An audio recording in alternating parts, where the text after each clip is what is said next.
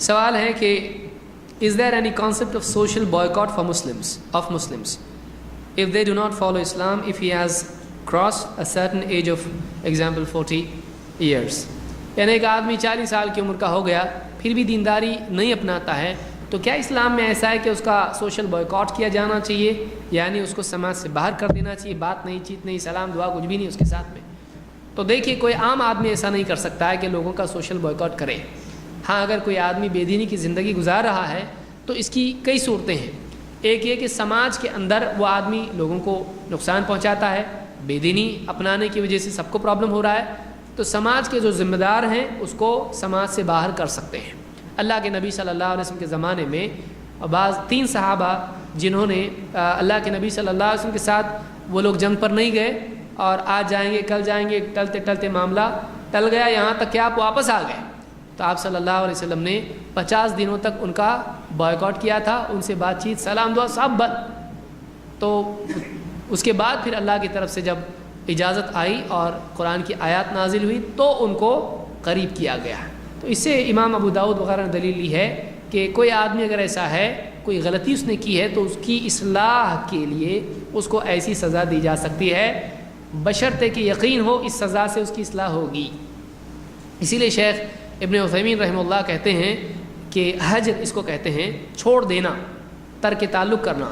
حجر سے اگر اصلاح ہوتی ہے تو کرنا چاہیے۔ جیسے کوئی آدمی شرابی ہے مثلا، اب شراب آپ نے سمجھایا نہیں سنتا ہے اور پی کے آپ کے گھر پہ بھی آتا ہے، آپ اسے تعلقات ختم کر دیں، آنا نہیں آج کے بعد، تم سے تعلقات ہمارے ختم، سنتے نہیں ناچ، تم مت آؤ یہاں پہ۔ اب اگر آپ کے ایسا کرنے سے 2 میں سے ایک ہے، ایک تو آپ کو اس کے آنے سے نقصان ہوتا ہے، آپ کے بچے ہیں، بیوی بچے ہیں اور یہ آدمی غلط کام کر رہا ہے، ہمارے گھر پہ غلط اثر اس کا پڑے گا، تو آپ اس کو دور کر سکتے ہیں۔ 2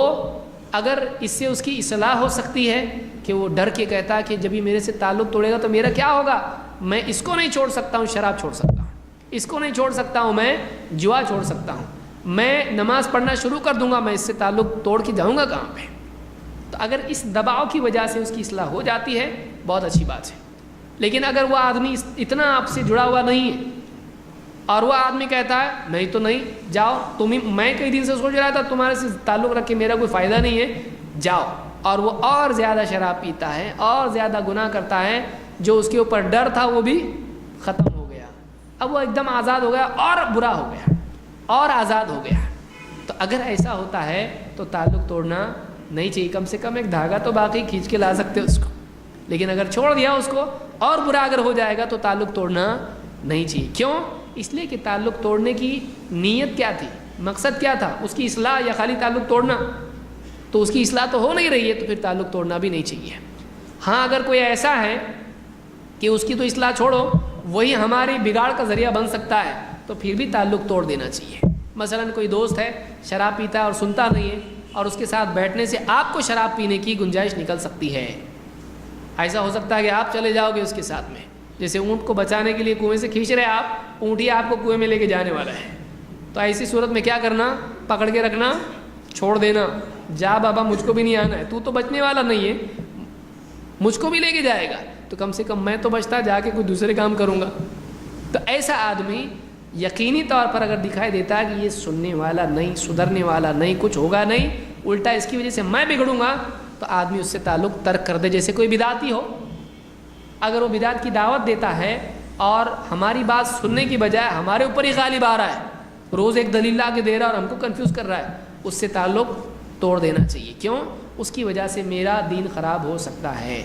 اسی لیے اللہ کے نبی صلی اللہ علیہ وسلم فرماتے ہیں کہ الرجل علی دین خلیلہ فلینظر احدکم من یخالل، آدمی اپنے دوست کے دین پر ہوتا ہے، تم میں سے ہر ایک دیکھ لے کہ وہ کس سے دوستی رکھے ہوئے ہے۔